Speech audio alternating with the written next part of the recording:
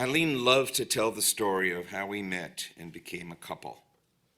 Neither of us had previously attended a Kol Shavar Havdalah hike to Tennessee Valley, but the stars were aligned that night for our chance encounter. She arrived late, and I was already with a group of ex-New Yorkers, so she reluctantly ambled over. I asked her if she wanted to walk back with me.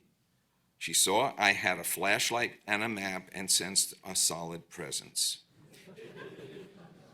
In our marriage, she often referred to me as her rock and harbor, safe with whom she could feel secure.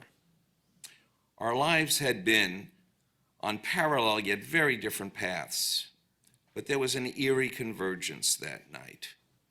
We were each born in the Bronx, had 90-year-old widowed mothers living in Florida, loved the outdoors, and our favorite cities were New York, Paris, Jerusalem, and Mill Valley. I knew her as Eileen. She told me her family and friends called her Lenny. It has subsequently become a name of endearment to all our grandchildren. Fast forward to the high holidays. As a long-standing Kol Shafar member, I chose to sit in the front by the bima. She sat under the balcony. For those who recall the old space, it was the least desirable place to be.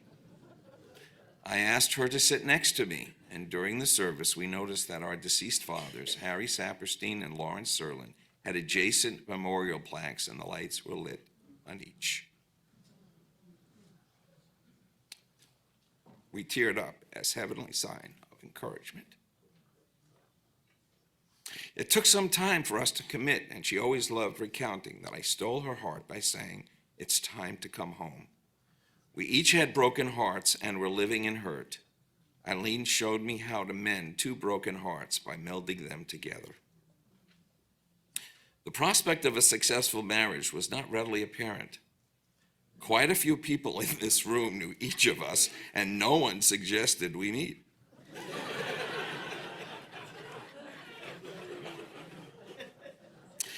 Yet over time, we became best friends, companions, and beloveds in a union neither of us dreamed possible. Perhaps because we married in midlife, our appreciation of our remaining time made each day precious. We shared intimate knowledge and humor. Early on, I used the Hebrew word for sweetie, Hamoudi. She mispronounced it as Mamoudi. Subsequently, we signed our note cards, cards, and even emails as Mamoudi, inventing a new Hebrew word that was just ours. We often would repeat cute phrases from our grandchildren that would bring joy and smiles. One of our most important agreements was to treat each other's family as our own. I had no siblings, and she had two sisters and a brother-in-law. I had two grown sons with daughters-in-law and grandchildren, but she had not yet had children. A foundation of our marriage is that the love we share with our families is a joint effort that has been so special and life-affirming. We bought our house, and Eileen made it a special home. She loved entertaining, hosting, and making it our own in every detail. We joke that we live like graduate students. The bedrooms and work areas are on different floors of a small 1,700 square foot house, so we would each write, Zoom, call, or work and not see each other during the day. Our best date was every night. We joined together for a home-cooked dinner and open conversations as we shared our daily events, dreams, triumphs, disappointments, and observations on people in life. After dinner, we hugged in bed, embracing, and she loved drifting to sleep in my arms. Our times together rejuvenated us. From simply walking barefoot on Stinson Beach to exploring Tibetan temples or a hot air balloon excursion in Cappadocia, Turkey. After Eileen's thyroid cancer surgery and treatment in early 2022, we did Meshuggah, but it was a good Meshuggah. An 18-week sojourn in Israel, Turkey, Greece, and Jordan. We traveled like urban nomads, staying in homes, hostels, and Airbnbs in an adventure that belied our age. Alicia Lieberman's sister Shoshi and brother-in-law David hosted us for a day near Jerusalem in the Christian Arab village of Abu Ghosh. In a well-known restaurant, Eileen noticed the newspaper clipping about the owner who was present. They started a conversation, and he came and sat at our table schmoozing as he and Eileen engaged, eliminating ethnic boundaries. We then went to a Franciscan cathedral in town where a priest was chanting. Suddenly, we hear a beautiful female voice singing the Hebrew song, Eli Eli. Eileen starts conversing. This woman is a cantor with a daughter living on the Monterey Peninsula. Of course, Eileen and she became soulmates instantly. Shoshi told Alicia they bring the magic wherever they go.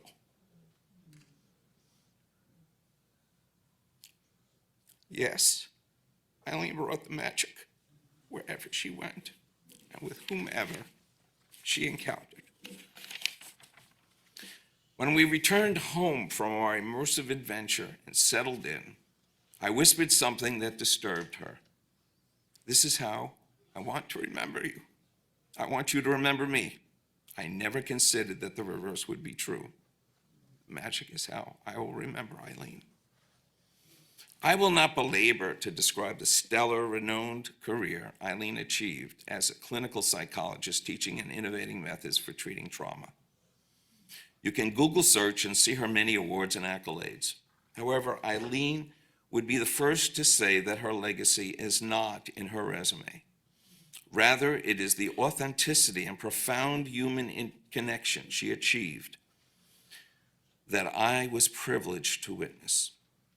Jordanian, Turkish, Indian, Chinese, Israeli, and other women everywhere related to Eileen as the sister mother they never had. The joke in China is the Eileen Serlin 30-second rule. Women who she trains start crying within 30 seconds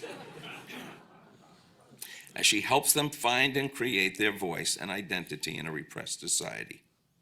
Whether at Klal Shafar or in Dali, China, Eileen touches souls. She was a spiritual and academic leader whose legacy of healing will reverberate for generations. In August, we took a train excursion in Canada. Signs of her cancer returning were already apparent. We did not know it. One afternoon during our tour, we took the gondola to a mountaintop and opted to hike down 6 kilometers of a winding switchback trail, obscuring the hikers ahead. I am slow and cautious when I now hike, caring for my faltering balance, hips, knees, and ankles supported by boots and poles. Eileen skipped and danced down that same trail with grace and sheer joy. I scolded her. We are supposed to do this together. You are supposed to wait up for me. Lenny, we were supposed to do our future together. Our dreams and plans to be with our dear ones and harvest the loving relationships in our lives were there for us to enjoy now and take together. You were supposed to wait for me, but you left too soon. Perhaps our 7-year-old grandson Ezra spoke the best words to convey this moment. He spontaneously uttered when he was told that Lenny had passed away. Lenny will always be in our hearts. Yes, she will.